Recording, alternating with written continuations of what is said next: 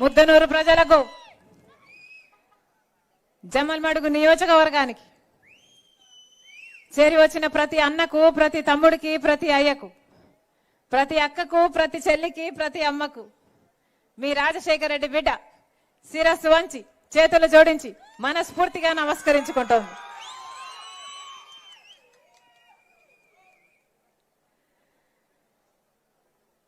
Jammalamadugu Campbell హాస్పిటల్లో నేను పుట్టాను, మీ ఆడబిడ్డను. ఏ జమ్మలమడుగులో అయితే రాజశేఖర రెడ్డి గారు పుట్టారో, ఏ క్యాంపెల్లో అయితే రాజశేఖర రెడ్డి గారు పుట్టారో, అదే క్యాంపెల్లో ఆయన బిడ్డ కూడా పుట్టింది. మండుటి ఎండను సైతం లెక్క చేయకుండా రాజశేఖర రెడ్డి బిడ్డ వస్తుంది, చూడాలి, వినాలి అని ఇంత ఆసక్తిగా వచ్చారు. మరొకసారి అందరికీ శిరస్సు వంచి చేతులు జోడించి మనస్ఫూర్తిగా నమస్కరించుకుంటోంది రాజశేఖర రెడ్డి బిడ్డ. మీ అందరికీ తెలుసు, రాజశేఖర రెడ్డి గారు, మీ అందరికీ వివేకానంద రెడ్డి గారు కూడా తెలుసు. రాజశేఖర రెడ్డి గారైనా, వివేకానంద రెడ్డి గారైనా మీ ప్రజలు, మీ నాయకులు, మీకు సేవ చేసిన వాళ్ళు. మాతో ఎంతున్నారో, కుటుంబంతో ఎంతున్నారో అంతకంటే ఎక్కువ ప్రజలతోనే ఉన్నారు. ప్రజానాయకులు, గొప్పవాళ్ళు. వివేకానంద రెడ్డి గారైతే రామునికి లక్ష్మణుడు ఎలాగో, రాజశేఖర రెడ్డి గారికి వివేకానంద రెడ్డి గారు అలాగా. ఏ రోజు ఒక్క మాట కూడా జవదాటలేదు. ఒక అన్నకే కాదు, తన ప్రజలకు కూడా వివేకానంద రెడ్డి గారు ఎప్పుడు పిలిస్తే అప్పుడు, ఎక్కడ పిలిస్తే అక్కడ పలికేవాడు. ఎవరైనా అయ్యా వివేకం సార్ మాకు ఈ పనుంది అంటే వాళ్ళని ఆయన కారులోనే కూర్చోబెట్టుకొని ఆఫీస్ వరకు తీసుకెళ్లి ఏ ఆఫీసర్తో మాట్లాడాలో, ఏ సమస్య ఎలా పరిష్కరించాలో అక్కడికక్కడే పరిష్కరించి వాళ్ళ సమస్యను తీర్చేవాడు. అలాంటి ప్రజానాయకుడు వివేకానంద రెడ్డి గారు. ఈ రోజులో అలాంటి ప్రజానాయకుడు కావాలి అని భూతద్దం పెట్టుకుని వెతికి చూసినా కనిపించడు. ఉన్నారా అలాంటి నాయకులు? ఉన్నారా అలాంటి నాయకులు? మీ ఎమ్మెల్యే ఉన్నాడు, మీ ఎంపీ ఉన్నాడు. ఎప్పుడైనా వచ్చారా? ఎప్పుడైనా వచ్చారన్నా? పక్కనే కడప స్టీల్ ఫ్యాక్టరీ వచ్చిందా? రాజశేఖర రెడ్డి గారు శంకుస్థాపన చేశారు. కడప స్టీల్ ఫ్యాక్టరీ రాజశేఖర రెడ్డి గారి కళ. ఎడారి ప్రాంతం, కడప స్టీల్ ఫ్యాక్టరీ వస్తే 30,000 కోట్లతో పెట్టుబడితో కడప స్టీల్ ఫ్యాక్టరీ వస్తే దాదాపు 1,00,000 మందికి ఉద్యోగాలు వస్తాయని రాజశేఖర రెడ్డి గారు మనస్ఫూర్తిగా కలలు అని ఆ ప్రాజెక్టును చేయాలనుకున్నారు. కానీ రాజశేఖర రెడ్డి గారు వెళ్లిపోయారు. ఈరోజు ఎలా తయారైంది ఆ ప్రాజెక్టు? ఏ ముఖ్యమంత్రి అయినా వస్తాడు, శంకుస్థాపన చేస్తారు, వెళ్లిపోతారు. మళ్ళీ వస్తారు, కొన్ని సంవత్సరాలకు మళ్ళీ శంకుస్థాపన చేస్తారు, మళ్ళీ వెళ్లిపోతారు. మళ్ళీ వస్తారు, మళ్ళీ భూమి పూజ చేస్తారు, మళ్ళీ వెళ్లిపోతారు. ఒక్క ఇటుకన్నా కట్టారా అంటే ఒక్క ఇటుక కూడా కట్టలేదు. ఆఖరికి అది శంకుస్థాపనల ప్రాజెక్టుగా తయారైంది. ఏమన్నా కడప ఫ్యాక్టరీ అయిందా? రాజశేఖర రెడ్డి గారు ఉండుంటే ఎప్పుడో అయిపోయింది. మరి ఎందుకున్నట్టు? ఎమ్మెల్యే అయినా మీ ఎంపీ అయినా ఎందుకు ఓట్లేసినట్టు? మీకు పనికి రాకపోతే, మీకు పని చేయకపోతే వీళ్ళు ఎందుకు అధికారంలో ఉండాలి? ఈరోజు మీరు ఓట్లేస్తే గెలిచాడు అవినాష్ రెడ్డి, మీరు ఓట్లేస్తే ఎంపీ అయ్యాడు అవినాష్ రెడ్డి గారు. ఈరోజు అదే అవినాష్ రెడ్డి గారు వివేకానంద రెడ్డి గారిని హత్య చేయించే విషయంలో అవినాష్ రెడ్డి పాత్ర ఉంది అని సిబిఐ స్వయాన సాక్ష్యాలు, ఆధారాలు, వాంగ్మూలాలు అన్ని చూపుతూ ఆయనను అక్యూజ్డ్ గా, దోషిగా చేర్చడం జరిగింది. మరేమైంది? అక్యూజ్డ్ గా, దోషిగా ఒక పెద్ద మనిషి, రాజశేఖర రెడ్డి గారి తమ్ముడు, ముఖ్యమంత్రి గారి తమ్ముడినే చంపించారు అని కేసులో ఉన్నా కూడా ఈ రోజు వరకైనా అవినాష్ రెడ్డి ఒక్క రోజైనా జైలుకు వెళ్ళాడా? లేదు. ఎందుకంటే సాక్షాత్ ముఖ్యమంత్రి జగన్మోహన్ రెడ్డి గారు, మీరందరూ ఓట్లేసి గెలిపిస్తే ముఖ్యమంత్రి అయ్యాడు. ఈరోజు జగన్మోహన్ రెడ్డి గారు సాక్షాత్తు ముఖ్యమంత్రి అయ్యుండి తన అధికారాన్ని అడ్డేసి అవినాష్ రెడ్డిని కాపాడుతున్నాడు. కాబట్టే ఈరోజు సిబిఐ ఒక్క ఎంట్రుక కూడా పీకలేకపోయింది అవినాష్ రెడ్డికి. న్యాయమేనా ఇది? ధర్మమేనా ఇది? అధికారం ఇచ్చింది ఎందుకు? జగన్మోహన్ రెడ్డి గారిని నమ్మి ఓట్లేసింది ఎందుకు? ప్రత్యేక హోదా తీసుకొస్తాడు అని, పరిశ్రమలు వస్తాయి అని, పోలవరం లాంటి ప్రాజెక్టులను పూర్తి చేస్తారు అని, మన ఆంధ్ర రాష్ట్రానికి ఓ రాజధాని కడతారు అని, కడప స్టీల్ ఫ్యాక్టరీ ఇస్తారు అని, మన రాయలసీమకు స్పెషల్ ఎకనామిక్ ప్యాకేజీ తెస్తారు అని, ఇలా ఒకటి కాదు రెండు కాదు ఎన్నో ఆశలు పెట్టుకొని జగన్మోహన్ రెడ్డి గారిని ముఖ్యమంత్రిని చేసుకుంటే అవినాష్ రెడ్డికి మీరు ఓట్లేసి ఎంపీని చేస్తే ఏం చేస్తున్నారు? జగన్మోహన్ రెడ్డి గారు మీరిచ్చిన అధికారం చేత ఒక హంతకుణ్ణి కాపాడుతున్నారు. మీరిచ్చిన అధికారాన్ని అడ్డేసి ఈరోజు వివేకానంద రెడ్డి అంత గొప్ప మనిషిని హత్య చేయించారు అని తెలిసి కూడా సిబిఐ అన్ని ఆధారాలు చూపుతున్నా కూడా ఈరోజు వివేకానంద రెడ్డి గారి సొంత చిన్నాన్నను హత్య చేసిన మనిషిని వెనుకోసుకొస్తున్నారు, పక్కనే నిలబెట్టుకుని హంతకునితో తిరుగుతున్నారు. 5 సంవత్సరాలుగా ఒక హంతకుని వెనకేసుకొచ్చారు జగన్మోహన్ రెడ్డి గారు.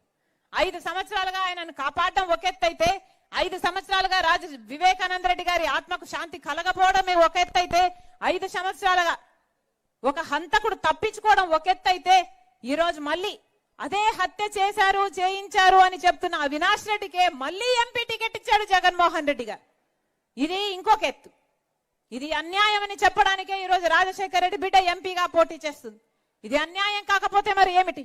అంటే మళ్ళీ వాళ్ళకే సీట్ ఇస్తే మళ్ళీ వాళ్ళే గెలవాలట, అవినాష్ రెడ్డి గెలవాలట, మళ్ళీ అధికారంలో ఆయన ఉండాలట, ఆ అధికారాన్ని మళ్ళీ ఆయనను కాపాడుకోవడం కోసం వాడుకోవాలట, ఆ అధికారంతో మళ్ళీ చట్టసభల్లో వెళ్లి కూర్చోవాలట.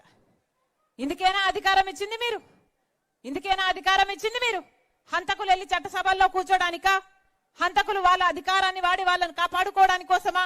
అందుకే ఈ అన్యాయాన్ని తట్టుకోలేకే ఈరోజు రాజశేఖర రెడ్డి బిడ్డ ఎంపీగా పోటీ చేస్తుంది. ఇన్ని సాక్ష్యాలు ఆధారాలు ఉన్నా కూడా ఈరోజు హంతకులు తప్పించుకుని తిరగడమే కాకుండా అధికారంలో ముఖ్యమంత్రిగా ఉన్న జగన్మోహన్ రెడ్డి గారు స్వయాన హత్యా రాజకీయాలను ప్రోత్సహిస్తున్నారు. కాబట్టే ఇది తగదు, కాబట్టే ధైర్యం చేసి ఈరోజు రాజశేఖర రెడ్డి బిడ్డ ఎంపీగా పోటీ చేయడం జరుగుతుంది. మళ్ళీ చెప్తున్నాం ఈరోజు ఒకవైపు రాజశేఖర రెడ్డి బిడ్డ ఉంది, ఇంకోవైపు వివేకానంద రెడ్డి గారి హత్య కేసులో నిందితుడు అని సిబిఐ చెప్తున్న నిందితుడు ఇంకొక వైపు ఉన్నాడు. ఈరోజు న్యాయం ఒకవైపు ఉంది, అధికారం ఇంకోవైపు ఉంది, ధర్మం ఒకవైపు ఉంది, డబ్బు ఇంకోవైపు ఉంది. మీరు ఏ పక్షమో, మీరు ఎవరిని గెలిపిస్తారో, మీరు నిజాన్ని గెలిపిస్తారో లేదో నిర్ణేతలు మీరే. ఒకవైపు రాజశేఖర రెడ్డి బిడ్డ ఉంది, ఇంకోవైపు రాజశేఖర రెడ్డి గారి తమ్ముడిని హత్య చేశారు అన్న అవినాష్ రెడ్డి గారు ఉన్నారు. మీకు ఎంపీగా రాజశేఖర రెడ్డి బిడ్డ కావాలో, లేకపోతే వివేకానంద రెడ్డి గారిని హత్య చేశారు నిందితుడు అని సిబిఐ చెప్తున్న అవినాష్ రెడ్డి కావాలో మీరే తేల్చుకోండి. మేము 4 రోజులు కాదు 5 రోజులు అయింది ఈ కడప పార్లమెంటులో నేను అభ్యర్థిగా ఉన్నాను అని నేను క్యాంపెయిన్ చేయబట్టి కేవలం 4-5 రోజులు అయింది అంతే. ఈ 4-5 రోజులు మేము క్యాంపెయిన్ చేశామో లేదో ఈరోజు వైసీపీ అవినాష్ రెడ్డి ఎంపీగా అభ్యర్థిగా ఉండబోడు అని క్యాండిడేట్ను మారుస్తున్నాము అన్నట్టుగా వార్తలు వస్తున్నాయి. కేవలం 4-5 రోజులు అయింది మేము క్యాంపెయిన్ చేయబట్టి. ఇప్పటికే అవినాష్ రెడ్డిని మార్చాలి అన్న ఆలోచనలో వైసీపీ జగన్మోహన్ రెడ్డి గారు ఉన్నారు అంటే ఒకటే అడుగుతున్నాం, అంటే అవినాష్ రెడ్డి హత్య చేశాడు అని మీరు ఒప్పుకుంటున్నట్టా? సిబిఐ చెప్తున్నది నిజము అని మీరు ఒప్పుకుంటున్నట్టా? అందుకే అవినాష్ రెడ్డిని అభ్యర్థిగా మారుస్తున్నారా? ప్రజలు నమ్ముతున్నారు, ప్రజలు ఓట్లేయరు, ఆయన ఓడిపోతాడు అని మీకు నమ్మకం కుదిరింది కాబట్టే ఈరోజు అవినాష్ రెడ్డిని మారుస్తున్నారా అని జగన్మోహన్ రెడ్డి గారిని సమాధానం అడుగుతున్నాం. క్యాండిడేట్ ఎవరైనా, క్యాండిడేట్ అవినాష్ రెడ్డి అయినా, వైసీపీ క్యాండిడేట్ ఇంకా ఎవరైనా కూడా జగన్మోహన్ రెడ్డి గారు సమాధానం చెప్పాలి. ఎందుకని హత్యా రాజకీయాలను ప్రోత్సహిస్తున్నారు? జగన్మోహన్ రెడ్డి గారు సమాధానం చెప్పాలి. వివేకానంద రెడ్డి గారు ఏడు గొడ్డలి పోట్లకు బలైపోతే ఎందుకని సాక్షి టీవీలో హార్ట్ అటాక్ గా చిత్రీకరించారో జగన్మోహన్ రెడ్డి గారు సమాధానం చెప్పాలి. వివేకానంద రెడ్డి గారు చనిపోయినప్పుడు సిబిఐ ఎంక్వైరీ కోరిన జగన్మోహన్ రెడ్డి గారు ఆ తర్వాత ముఖ్యమంత్రి అయిన తర్వాత నేను సిబిఐ ఎంక్వైరీ కోరితే బీజేపీకి పోతాడు అవినాష్ రెడ్డి అని ఎందుకు సిబిఐ ఎంక్వైరీ వద్దన్నారో జనాలకు సమాధానం చెప్పాలి జగన్మోహన్ రెడ్డి గారు.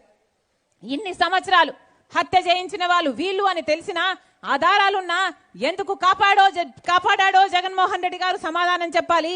హత్య చేయించిన వాళ్ళు వీళ్ళు అని, దోషి అని సిబిఐ చెప్తున్నా, అక్యూజ్డ్ గా చేర్చినా మళ్ళీ అలాంటి వాళ్ళకే టికెట్ ఎందుకు ఇచ్చారో జగన్మోహన్ రెడ్డి గారు సమాధానం చెప్పాలి.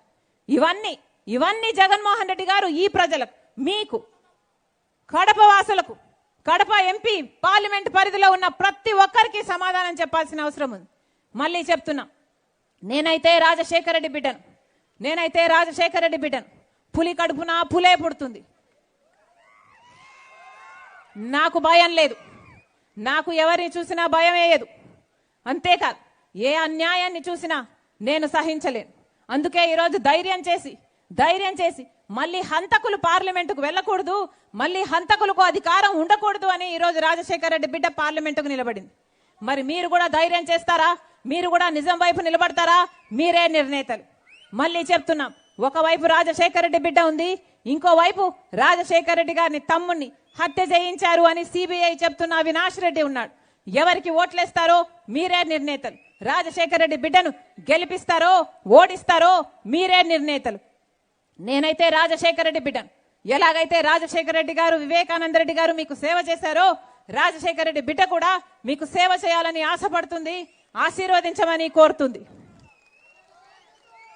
రాజశేఖర రెడ్డి బిడ్డను మీరు ఆశీర్వదించండి, మీరు గెలిపించండి. ఈ రాజశేఖర రెడ్డి బిడ్డ మీ బిడ్డ అవుతుంది, మీ బలం అవుతుంది, మీ బాధ్యతను తన భుజాన వేసుకుంటుంది, మీకు అందుబాటులో ఉంటుంది. మీరు ఎంపీగా గెలిపిస్తే ఇక్కడే బ్రతుకుతుంది. రాజశేఖర రెడ్డి బిడ్డ మీకు మాటిచ్చి చెప్తుంది, ఎలాగైతే రాజశేఖర రెడ్డి గారు, వివేకానంద రెడ్డి గారు మీకు ఎంపీలుగా సేవ చేశారు, రాజశేఖర రెడ్డి బిడ్డ కూడా మీకు సేవ చేస్తుందని మనస్ఫూర్తిగా ఆశీర్వదించాలని ప్రతి అన్నను, ప్రతి తమ్ముని, ప్రతి అక్కను, ప్రతి చెల్లిని, ప్రతి అమ్మను, ప్రతి అయ్యను మీ బిడ్డగా ఆశీర్వదించాలని మనస్ఫూర్తిగా ప్రార్థిస్తున్నాం. జోహార్ వైఎస్ఆర్, జోహార్ వైఎస్ఆర్, జోహార్ వైఎస్ఆర్. హస్తం గుర్తుకే, హస్తం గుర్తుకే, హస్తం గుర్తుకే, హస్తం గుర్తమ్మా, మర్చిపోకండి రా అమ్మా. హస్తం గుర్తు అన్నా, హస్తం గుర్తు అన్నా, ఆశీర్వదించండి అన్నా. హస్తం గుర్తు అన్నా, హస్తం గుర్తన్నా.